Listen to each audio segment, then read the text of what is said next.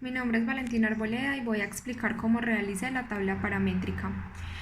Primero, el enunciado del problema era realizar una tabla parametrizada donde se pudieran solucionar todas las ecuaciones de centroides y de inercia para cualquier tipo de figura.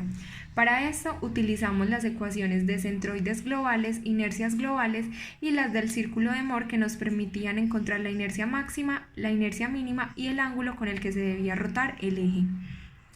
Necesitamos definir antes que todo qué tipo de figura vamos a utilizar, cuáles son sus parámetros y estos posteriormente serán utilizados para el área. Se debe tener una ubicación global de un eje que vamos a dar a definir para cada figura. En este caso hay que tener cuidado donde se ubica el eje porque las fórmulas de centroides locales van a depender de eso. Posterior a esto pasamos a programar las fórmulas de centroides. Dependiendo de la figura, estas fórmulas van a ir cambiando y ya están dadas. Los brazos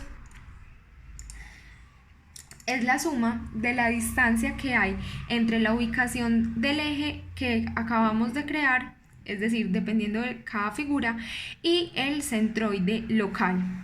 Luego hallaremos el primer momento de inercia y posterior a hallar el primer momento de inercia podremos hallar el centroide global tanto para X como para Y utilizando las fórmulas observadas anteriormente en el archivo de PowerPoint. Es importante tener en cuenta que cuando una figura está en agujero, como se especifica en este caso y en este, su área es negativa, es decir, debe estar restando. Luego pasamos a hallar las inercias. Estas inercias son propias de cada figura y son fórmulas ya establecidas. Luego hallamos de X y de Y, que son las distancias que existen entre el centroide global y los brazos. Luego trasladamos esas inercias a el centroide global para hallar posteriormente el producto de inercia. Este producto de inercia también está dado por fórmulas y en las figuras que son simétricas como los cuadrados o círculos completos son 0. Por ejemplo, en la última figura, que es un medio círculo, sí está dado por una fórmula. Y al final trasladamos ese producto de inercia al centroide y también hallamos su sumatoria, pues esta nos servirá para continuar con el círculo de Moore. En el círculo de Moore necesitamos hallar la I promedio, el radio, tangente de 2θ, luego despejar θ, tanto en radianes como en grados, hallar I máxima y mínima.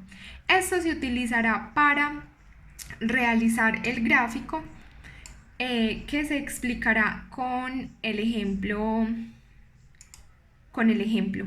Se debe tener en cuenta